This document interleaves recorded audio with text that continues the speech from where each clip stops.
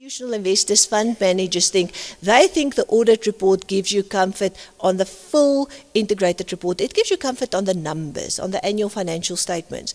And we as audit committees, in coming up with our combined assurance, and Cindy Zilwa also alluded to that in her model, all those different assurance providers, we need to understand who's providing what assurance, because we sometimes think that the auditor gives you, because he reads through the full integrated report, he gives you comfort that everything is 100%. That's not the role of the audit. But as audit committees, we need to know that and we need to understand it. There is a whole international process now to firstly make sure that auditors do the same thing.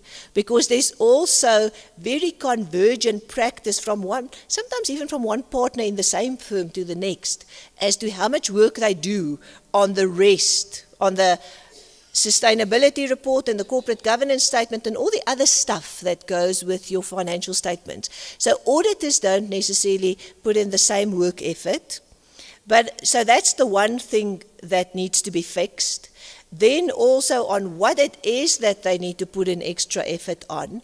But very importantly, as audit committee members, but also as stakeholders or investors out there, that there's a better disclosure and greater transparency of what is the work effort. So that's a really important topic going forward, because it will probably change the scope of audit work, but it's important for audit committees because we need to understand what the gaps are and how do we fill those gaps. Then the next one is just on accounting disclosures, very similar. When it comes to all of those notes in the financial statements, there's some sense that maybe auditors are focusing a lot of attention on the numbers, and are they really stress testing the assumptions? Are they stress testing the valuations? And there's a big project that will possibly to a degree extend the scope of the audit work to deal with those disclosures and with the work that auditors are doing on those IFRS disclosures, but not necessarily the numbers. And then lastly, and this is probably the biggest one that's happening, is the new audit report. So I don't know if you've heard of it, but there's an exposure draft out that will change the audit report from being a robot to giving more information, so that every listed company, and at the moment the requirement is just for listed companies, that every listed company will be having specific entity, specific information in their audit report where they talk about what the key audit matters are within that entity. Why is this happening? Because investors are saying, you, auditor, know so much about what's happening in this entity. If we have better insight into what your issues were, your risk areas as an auditor, what you see in this entity, yes, the company must still disclose the information, but if we can have better insight into the audit, we can have better insight into the company. And that's really where the argument is coming from. So this requirement would be, put the audit opinion right there at the top, but then also disclose key audit matters to give more insight into the audit. What were the issues? What were the difficulties? And the third one that goes with that, and that is quite significant, is for an auditor to, in any event, make a statement on going concern. So in the financial crisis, the regulator said, what was going on here? The company failed 3 days after year end. There was no flag in the audit report.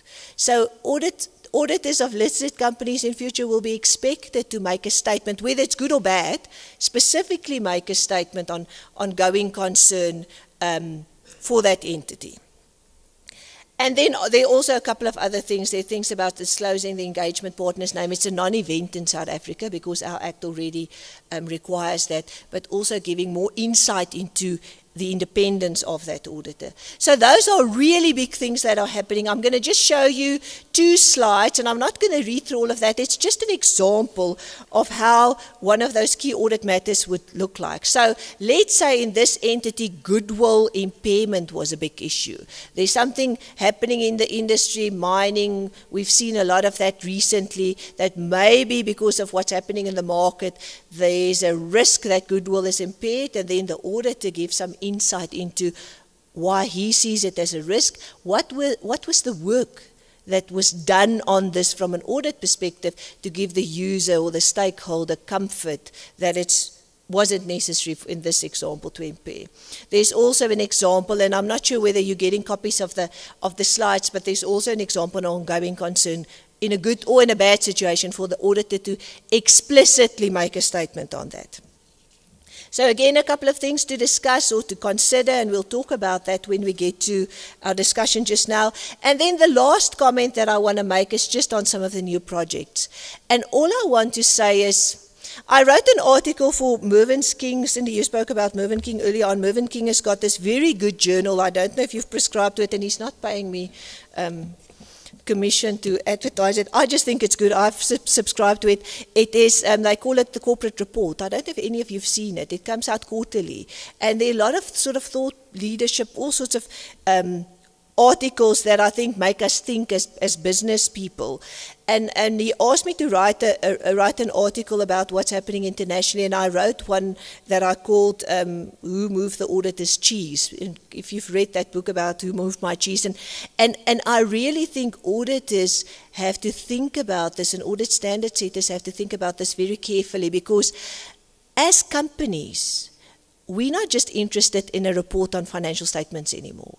We want to use our auditors or some other assurance providers to give us comfort on a lot of other things. We issue corporate governance statements, sustainability information, all sorts of things. And our stakeholders are asking us, but how do we know we can rely on this? And we've got this whole thing about combined assurance, but there's always things that fall out that nobody's given us assurance on.